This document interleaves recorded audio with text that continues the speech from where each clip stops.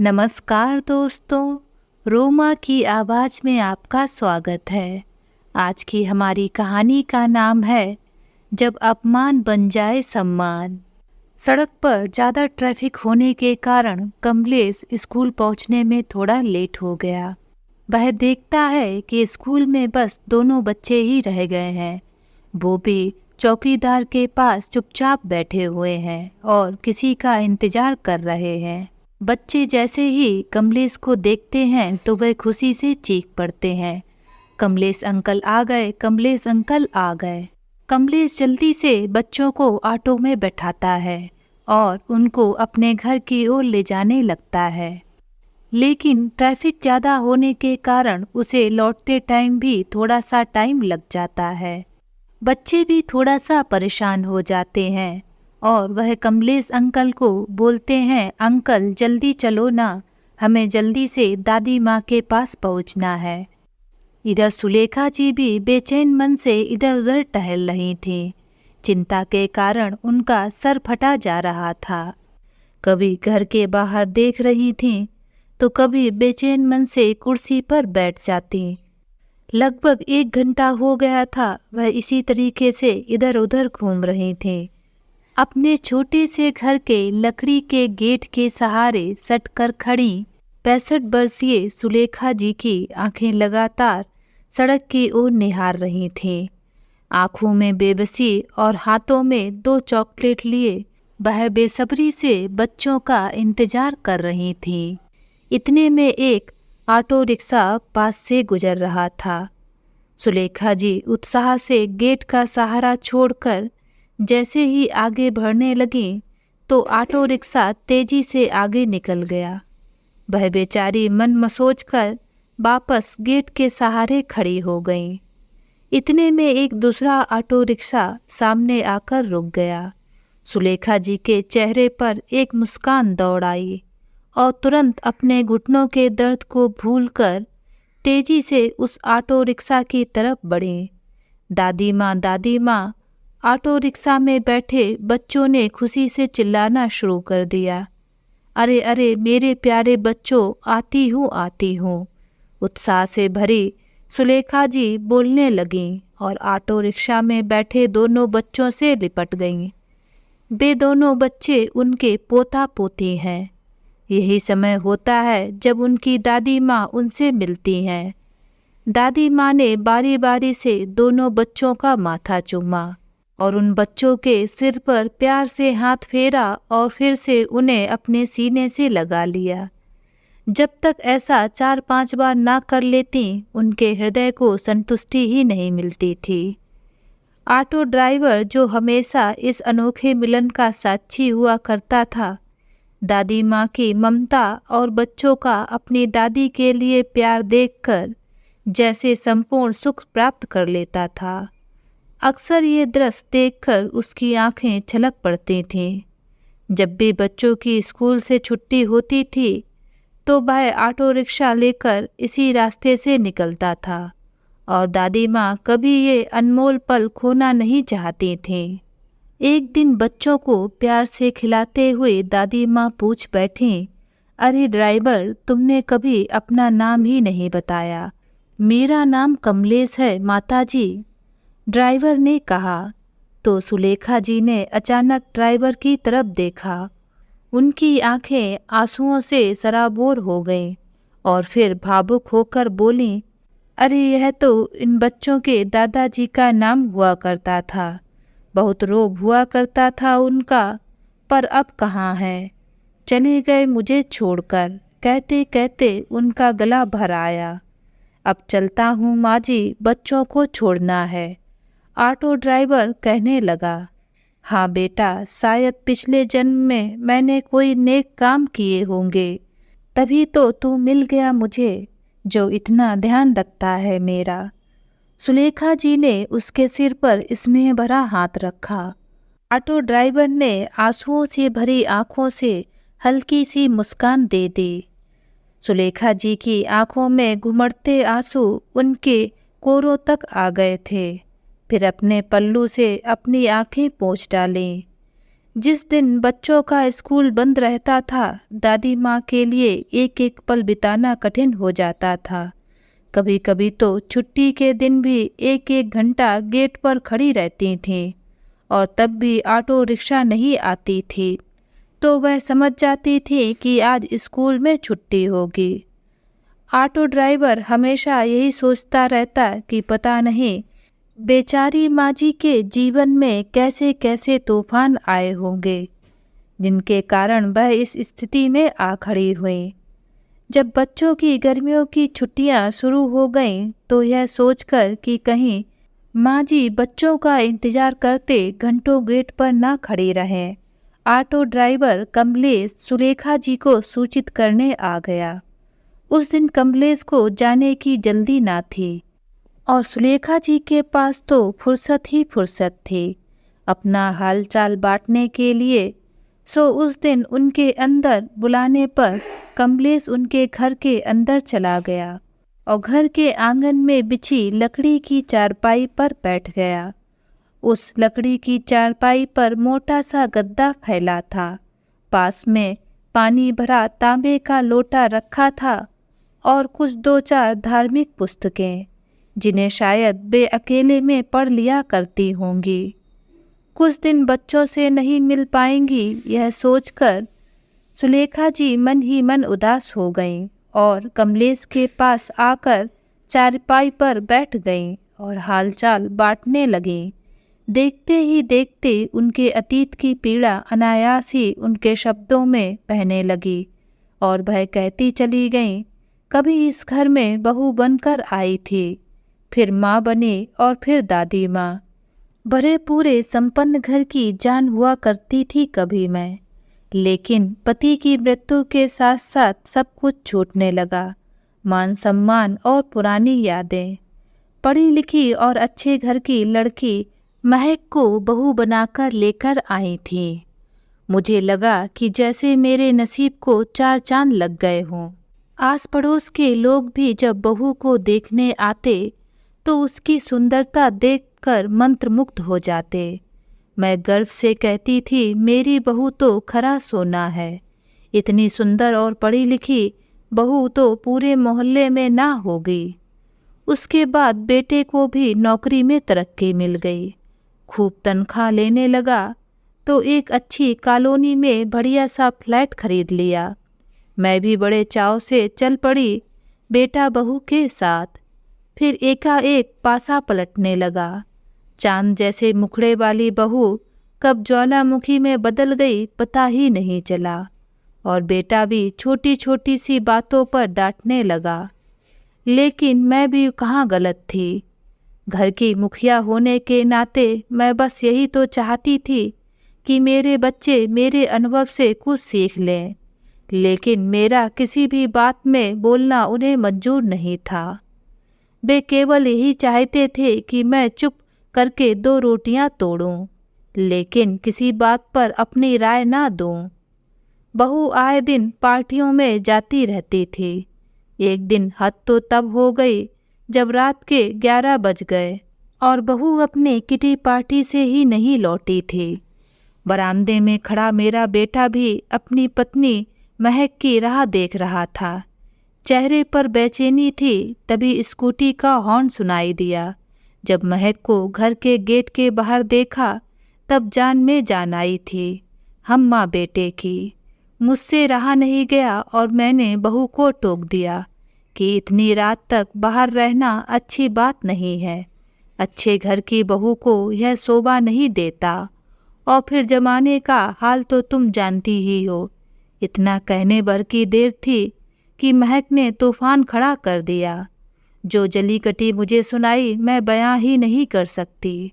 बहू रूठ कर अपने कमरे में चली गई, और उसके बाद मेरा अपना बेटा अजय भी उसे समझाने की बजाय मुझ पर ही बरस पड़ता था।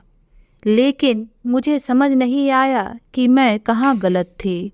बहू तो मेरे घर की इज्जत थी ना, उसे इस तरह सड़क पर नहीं आने देना चाहती थी। आखिर नारी को अपनी सुरक्षा के बारे में खुद ही सोचना पड़ता है। उस रात दोनों ने खाना नहीं खाया। कई दिनों तक वे दोनों मेरे व्यवहार से उखड़े उखड़े रहे। अजय तो हमेशा बहू का ही पक्ष लेता था, लेकिन यह कभी नहीं सोचता था कि क्या कोई माँ अपने बच्चों का बुरा चाहेगी। बेटी बहू के ऐसे व्यवहार से मैं परेशान हो चुकी थी। इसीलिए समय व्यतीत करने के लिए घर पर रहकर अचार बनाने का काम करने लगी। 4 पैसे भी हाथ में आ जाते थे, लेकिन बहू को वह भी मंजूर नहीं था। हमेशा चिल्लाती, माँ जी, पूरे घर में आपने अचार की बदबू मचा रखी है। सारा दिन कोई ना कोई अचार लेने आया ही रहता है। बंद कीजिए अब यह तमाशा। बहू को मेरा यह काम पसंद नहीं था, तो बेटे ने भी मेरा अचार बनाने पर पूरी तरह से रोक लगा दी। धीरे धीरे समय बीता और बहू ने जुड़वा बच्चों को जन्म दिया, एक बेटा और एक बेटी। दादी बन जाने पर मुझे बहुत खुशी हुई। मुझे जीने की एक आस जगी, लेकिन ना जाने क्यों बहू अपने बच्चों को मेरे हाथ में ना देना चाहती थी। मैं जब भी उनके साथ लाड़ करती, मनोहार करती, तो उसके चेहरे के भाव बिगड़ने लगते थे। जैसे जैसे पोता पोती बड़े हो रहे थे, उनका मुझसे लगाव बढ़ता जा रहा था। बहुत प्यार करते थे दोनों मुझसे। सारा दिन दादी दादी कहते थकते ना थे, लेकिन बहू को तो ये गवारा नहीं था। एक दिन उसने घर में हंगामा खड़ा कर दिया और अजय से बोली कि केवल तुम्हारी माँ की वजह से हमारा बेटा बिगड़ता जा रहा है। मुझसे जुबान लड़ाने लगा है और बेटी तो पढ़ाई लिखाई की तरफ देखती तक नहीं।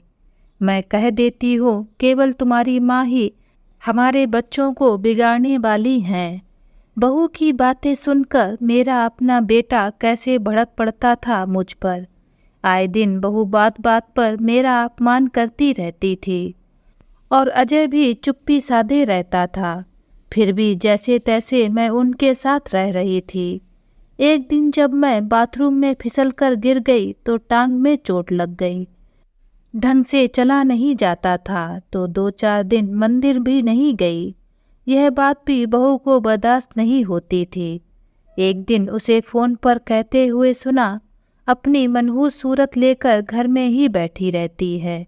पहले कम से कम मंदिर तो चली जाया करती थी, मैं भी चैन की सांस ले लेती थी। घर बैठे बैठे तो इनकी नज़रें बच्चों के खाने पर ही गड़ी रहती हैं।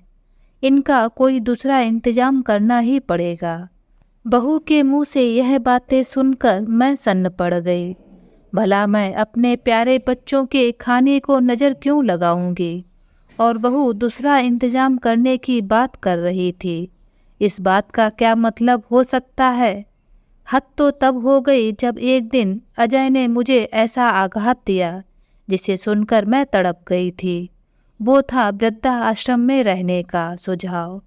मुझे कहने लगा, माँ, तुम्हें ना तो आराम है ना ही मन की शांति। मैं चाहता हूँ कि तुम वृद्धा आश्रम में सुख शांति से रहो। मेरी आंखें फटी की फटी रह गई थी। मैं सोचने लगी कि आज तक मैं जिसे अपना बेटा कह रही थी वह मेरा कभी था ही नहीं। मेरी आंखों से आंसू झरझर बहने लगे। यह केवल मैं ही जानती हूँ कि मैंने स्वयं को कैसे संभाला, लेकिन वृद्धा आश्रम में दूसरों पर आश्रित रहना मुझे कतई मंजूर नहीं था। अभी मेरा शरीर मेरा साथ दे रहा था, सो मैंने अपने संदूक में कपड़े रखे और अपने इस घर में वापस आ गई। अकेली हूँ तो क्या हुआ, इज्जत से जी रही हूँ। बस मेरी जान बसी है तो अपने पोता पोती में। कितनी बेबस आंखों से निहार रहे थे मुझे उस दिन जब मैं घर छोड़कर निकली थी। महीनों तक अपने पोते पोती को याद करके मैं मछली की तरह तड़पती रहती हूँ। 2 साल बीत गए हैं इस बात को बोलते बोलते गला रुंध गया था सुलेखा जी का। फिर एक गहरी सांस लेते हुए बोली, लेकिन बेटा, अब तो मुझे आदत हो गई है अकेले रहने की। इस उम्र में बीमार पड़ गई तो मुझे कौन देखेगा, यह सोचकर रोज़ सुबह व्यायाम करती हूँ। दिन भर में पड़ोस के कोई ना कोई महिला आ जाती है, मुझे समझाती भी है कि मोह का त्याग कर भक्ति का सहारा ले लो, यही भवसागर पार कराएगा। यह धार्मिक पुस्तकें देख रहे हो, वही लोग तो आकर दे जाती हैं मुझे। कुछ देर बैठकर इन्हें पढ़ लेती हूँ। शाम का थोड़ा समय आसपास की महिलाओं के साथ बातचीत में व्यतीत हो जाता है और दोपहर बच्चों की प्रतीक्षा में निकाल देती हूँ। बोलते बोलते सुलेखा जी अचानक उठ खड़ी हुईं और कमलेश को बोली, तू यहीं रुक, मैं अभी आती हूँ। थोड़ी देर में 2 थालियों में अचार के साथ रोटी परोस कर ले आई। बेटा, खाने का समय हो गया था तो सोचा तुझे भी भूख लगी होगी, और वैसे भी इतना समय हो गया है किसी के साथ बैठकर खाना खाए हुए। सुलेखा जी इतने मन से रोटी बनाकर लाई थीं। कमलेश उन्हें मना ना कर सका और बड़े चाव से उनके साथ खाना खाने बैठ गया। पहला निवाला लेते ही बोला, वाह माँ जी, अचार में तो बहुत स्वाद है। इस पर सुलेखा जी हंसते हुए बोली, अचार तो मैं घर पर ही बनाती हूँ। अब अकेली जान हूँ, हर समय अपने लिए सब्जी नहीं बनाई जाती मुझसे, तो अचार के साथ ही रोटी खा लेती हूँ। आस पड़ोस की महिलाएं भी मुझसे अचार बनवा जाती हैं। अब इस उम्र में पैसा कहाँ से लाऊं? अचार बनाकर जो थोड़ा बहुत पैसा मिलता है उसी से गुजारा कर लेती हूँ। इतने समय बाद माँ के खाने का स्वाद पाकर कमलेश अंदर तक तृप्त हो गया था। सुलेखा जी का शुक्रिया करके जब जाने लगा तो वह तुरंत अंदर जाकर एक डिब्बा अचार का भर कर ले आई। तुझे अचार इतना पसंद आया है तो थोड़ा सा लेकर जाना, मेरे मन को सुकून मिलेगा। जुग जुग जियो। सुलेखा जी का प्यार और आशीर्वाद पाकर कमलेश का दिल भर आया। उसके माँ बाप नहीं थे, लेकिन आज जब सुलेखा जी के पास बैठकर खाना खाया तो उसे अपनी माँ के साथ का अनुभव हुआ। कुछ दिन बीते तो कमलेश को लगा कि माँ जी से मिलना चाहिए। सुबह सुबह तैयार होकर सीधे सुलेखा जी के घर जा पहुँचा। सुलेखा जी भी नहा धोकर अपने आंगन में बैठी हुई थीं। उसे देखकर उत्साह से भर गईं और फिर एकाएक बोली, बच्चों की छुट्टियां कब तक हैं बेटा? उनकी राह देखते देखते तो मेरी आंखें पथरा गई हैं। माँ जी, अब मैं आपसे क्या छिपाऊं? उनके माता पिता ने उन्हें हॉस्टल में भेज दिया है। अब वे वहीं रहकर पढ़ाई करेंगे। क्या मेरे बच्चों को मुझसे दूर कर दिया? यह तो अच्छा नहीं किया उन दोनों ने। उनका चेहरा देखती थी तो मेरी सांस में सांस आती थी। अब तू ही बता मैं कैसे जीऊँगी? इससे तो अच्छा है कि भगवान मुझे अपने पास ही बुला लें। सुलेखा जी फूट फूट कर रो पड़ी। अरे माँ जी, दिल छोटा मत कीजिए। उन्हें हॉस्टल ले जाने और वहाँ से लाने की जिम्मेदारी मेरी ही है। हर सप्ताह जब छुट्टी बिताने के लिए वह घर आएंगे तो मैं उन्हें आपसे मिलवा दिया करूँगा। अरे माँ जी, मैं आपसे एक बात पूछना तो मैं भूल ही गया। क्या हुआ बेटा? माँ जी, वो अचार जो आपने मुझे दिया था मेरी पत्नी और बच्चों को बहुत पसंद आया। और तो और उस दिन मेरे घर पर कुछ मेहमान आए। वे तो आपके बनाए अचार के दीवाने ही हो गए। उनकी बहुत बड़ी अचार की फैक्ट्री है। उन्होंने मुझे स्पेशल रिक्वेस्ट की है कि मैं उन्हें एक बार आपसे मिलवाऊं। कमलेश के कहने पर सुलेखा जी ने उनसे मिलने के लिए हामी भर दी। शाम को एक बड़ी सी कार उनके घर के बाहर रुके। सुलेखा जी कुर्सी बिछाकर गेट के पास ही बैठी हुई थीं। गाड़ी में से कमलेश अचार फैक्ट्री के मालिक रमेश के साथ बाहर निकला। वह एक युवा कारोबारी था। सुलेखा जी के पास पहुंचकर उनके चरण छुए और हाथ जोड़कर उनके सामने खड़ा हो गया और बोला, माँ जी, उस दिन मैंने आपके हाथ का बना अचार खाया। सच बताऊं तो मैंने बहुत तरह के अचार का स्वाद लिया, लेकिन ऐसा स्वाद कहीं नहीं मिला। माँ जी, आपसे विनती है कि आप हमारी अचार की फैक्ट्री में प्रोडक्शन इंचार्ज का कार्यभार संभालें और अपना अनुभव और सहयोग दें। उनकी बात सुनकर सुलेखा जी बोली, बेटा, इस उम्र में तो बाहर निकलकर काम करना मेरे लिए संभव नहीं होगा। अब तो घुटने भी जवाब देने लगे हैं। सुलेखा जी की बात सुनकर वह युवा कारोबारी उनके चरणों में बैठ गया और बोला, माँ जी, मैं वादा करता हूँ कि आपको कोई तकलीफ नहीं होगी। आपको लेने के लिए हर रोज ड्राइवर आएगा और आपको गाड़ी में बिठाकर लेकर जाएगा। आपको केवल अपने अनुभव के आधार पर अचार बनाने वाली टीम को निर्देश देने का काम करना है। उनकी बातें सुनकर सुलेखा जी उधेड़बुन में पड़ गईं और सोचने लगीं कि घर बैठे बैठे भी क्या कर रही हूँ।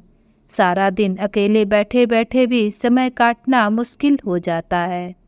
अभी यह सब बातें सोच ही रही थीं कि इतने में कमलेश बोला, माँ जी, आपको कोई परेशानी नहीं होगी, आप निश्चिंत रहिए। कमलेश की बात सुनकर सुलेखा जी ने एक प्यारी सी मुस्कान के साथ तुरंत हामी भर दी और अगले दिन ड्राइवर उन्हें लेने आ गया और उन्होंने अपना काम संभाल लिया। फैक्ट्री के मालिक ने सुलेखा जी के अचार को एक स्पेशल ब्रांड बनाया, जिसका नाम रखा गया ममता भरा अचार। अचार के डिब्बे पर सुलेखा जी की फोटो भी लगवाई। सुलेखा जी के जाने के कुछ दिनों के भीतर ही उनकी फैक्ट्री की बिक्री 2 गुनी हो गई। शहर में जगह जगह पर सुलेखा जी के अचार के विज्ञापन के बैनर लगा दिए गए। एक बैनर कमलेश ने अपनी ऑटो रिक्शा के पीछे भी लगवाया। सुलेखा जी के अनुभव और लगन से उनका अचार का बिजनेस दिन दोगुनी रात चौगुनी तरक्की करने लगा और सुलेखा जी को ढेर सारा सम्मान और सुविधाओं के साथ साथ अच्छी तनख्वाह भी मिल रही थी। आत्मनिर्भर बनने के साथ अब सुलेखा जी पहले से अधिक चुस्त दुरुस्त रहने लगी थीं। उनके चेहरे पर आत्मविश्वास भरी चमक आने लगी थी। वहीं दूसरी ओर फैक्ट्री के वर्कर्स के साथ हंसते बतियाते पूरा दिन कब निकल जाता था उन्हें पता ही नहीं चलता था। एक दिन जब कमलेश बच्चों को छोड़ने के लिए उनके घर गया तो महक ने उसके ऑटो के पीछे वह बैनर लगा हुआ देखा, जिस पर उनकी सासू माँ की फोटो भी लगी थी। यह देखकर वह चौंक गई और तुरंत कमलेश से इसके बारे में पूछने लगी। फिर कमलेश ने उन्हें सुलेखा जी की सफलता की कहानी बताई। यह सब बातें सुनकर महक की हैरानी का ठिकाना ना रहा। उसे तो जैसे काटो तो खून नहीं। पीछे खड़ा अजय भी सारी बातें सुन रहा था। उसे देखकर महक बोली, सुना आपने? जिन्हें बेकार समझकर हम वृद्धाश्रम भेजने को तैयार थे, उन माँ जी ने अपने हुनर के बल पर कितनी प्रसिद्धि हासिल कर ली। उसकी बात सुनकर अजय बोला, अगर तुमने पहले ही माँ जी को अचार बनाने से ना रोका होता तो आज जितना पैसा वो कमा रही हैं वह सब हमारा होता। कुछ समय बीता तो एक दिन सुलेखा जी के पास महक का फ़ोन आया। इतने समय बाद अपनी बहू का फ़ोन देखकर सुलेखा जी को कुछ हैरानी हुई। जब फ़ोन सुना तो वह स्तब्ध रह गईं। उनकी बहू रो रो कर उन्हें बता रही थी कि अजय का एक्सीडेंट हो गया है, जिसमें उसे बहुत ज़्यादा चोट आई है। हालत गंभीर होने के कारण उसे शहर के सबसे बड़े हॉस्पिटल में भर्ती करवाया गया है। यह सुनकर सुलेखा जी के पैरों तले तो जमीन ही खिसक गई। बेटे के मुंह से खिसती हुई वह तुरंत अजय से मिलने अस्पताल पहुंच गईं। अस्पताल पहुंचकर जो दृश्य उन्होंने देखा वो दिल चीर देने वाला था। उनका बेटा अजय अस्पताल के बेड पर पड़ा करा रहा था। उनकी बहू महक स्वयं को बेबस महसूस करते हुए चिंतित अवस्था में उसके पास बैठी रोए जा रही थी। जैसे ही सुलेखा जी को देखा, खुशी उनके गले लगकर फूट फूट कर रोने लगी। माँ जी, देखिए ना, ये सब क्या हो गया। चिंता मत करो बेटा, सब कुछ ठीक हो जाएगा। सुलेखा जी बहू को दिलासा दे रही थीं, लेकिन अंदर ही अंदर उनका मन भी अपने बेटी की यह हालत देखकर रो रहा था। डॉक्टर ने क्या कहा बहू? सुलेखा जी ने पूछा तो बहू रोते हुए बोली, माँ जी, उनके कूल्हे की हड्डी टूटी है। डॉक्टर ने हिप रिप्लेसमेंट की सलाह दी है और शरीर के बाकी हिस्सों में भी गंभीर चोटें आई हैं, डॉक्टर ने करीब 5 लाख रुपए का खर्च बताया है, लेकिन बैंक में रखे पैसे और एफडी को मिलाकर 3 लाख रुपए ही बने हैं। बाकी पैसों का इंतजाम कैसे होगा, यह सोच सोच कर ही मेरा दिल बैठा जा रहा है, और ऊपर से इनकी ये हालत। सुलेखा जी ने संयम और धैर्य से काम लिया और बहू के सिर पर हाथ रखकर कहा, चिंता मत करो बहू, मैं हूं ना, मैं सब संभाल लूंगी, तुम बस अजय का ध्यान रखो। सुलेखा जी ने तुरंत पैसों का इंतजाम कर दिया और अजय का ऑपरेशन ठीक ठाक हो गया और अजय कुछ ही दिनों में सही तरीके से चलने लगा था। अब अजय घर आ चुका था। रह रहकर उसे एक ही बात खाए जा रही थी कि उन दोनों ने माँ जी के साथ सही नहीं किया, और वहीं तकलीफ आने पर माँ ने 2 पल नहीं लगाए उनकी मदद करने में। पश्चाताप से भरा अजय अपनी पत्नी को लेकर सुलेखा जी के पास फैक्ट्री में पहुंचा। अंदर जाकर सुलेखा जी के बारे में पूछा तो पता चला कि वह फैक्ट्री के मालिक के साथ वर्कर्स की मीटिंग ले रही हैं। कुछ समय बाद जब वह बाहर निकली, अपने बेटा बहू को देखकर बहुत खुश हो गईं। उन्हें अपने ऑफिस में ले गईं, चपरासी से कहकर उनके लिए चाय मंगवाई और अजय से हालचाल पूछने लगीं। परंतु अपने व्यवहार से शर्मिंदा अजय और महक अपने आप को कुछ बोलने की स्थिति में नहीं पा रहे थे, और उधर अपनी माँ का यह ऐसा रुतबा देखकर मन ही मन अजय को अपने किए गए कर्मों पर पछतावा होने लगा। फिर चुप्पी तोड़ते हुए अजय बोला, माँ अब आप हमारे साथ रहेंगी, हम दोनों आपको घर ले जाने के लिए आए हैं। हम लोगों ने आपके साथ जो व्यवहार किया उसके बावजूद आपने हम पर कितना बड़ा एहसान किया, हम बहुत शर्मिंदा हैं माँ। इस बात पर सुलेखा जी बोली, एहसान तो तुमने मुझ पर किया है बेटा, अपने घर से बाहर का रास्ता दिखाकर। अगर तुम मुझे घर से ना निकालते तो मैं आज भी वही जिल्लत भरी जिंदगी जी रही होती।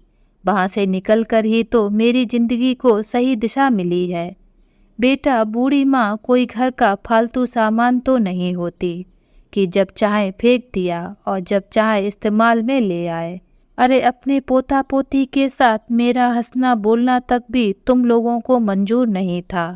तुम्हारे साथ वापस जाने का तो सवाल ही पैदा नहीं होता। माँ की बातें सुनकर अजय और महक की नज़रें शर्म के कारण झुक गईं। उन्होंने माफ़ी भी मांगी, लेकिन सुलेखा जी उन्हें माफ़ ना कर पाईं। इतने में फैक्ट्री के मालिक रमेश अपने स्टाफ के साथ एक बड़ा सा केक लेकर ऑफिस में हाजिर हुए और सब जोर से चिल्लाने लगे, जन्मदिन मुबारक हो मैडम। यह दृश्य देखकर दोनों बेटा बहू शर्म के मारे जमीन में गड़े जा रहे थे, क्योंकि उन्हें तो यह याद भी नहीं था कि आज उनकी माँ का जन्मदिन है। सब लोगों ने सुलेखा जी को घेर लिया।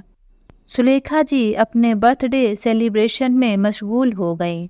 वे दोनों एक कोने में अपना सा मुंह लेकर खड़े रह गए। आज उन्हें अपने किए पर बहुत शर्मिंदा होना पड़ रहा था, और उनको एहसास हो रहा था कि माता पिता का होना किसी वरदान से कम नहीं। उन्होंने जो उनके साथ किया वह सब सोचकर वे दोनों रो रहे थे। तो दोस्तों, आज की ये कहानी आप सभी लोगों को कैसी लगी नीचे कमेंट बॉक्स में लिखकर मुझे ज़रूर बताएं।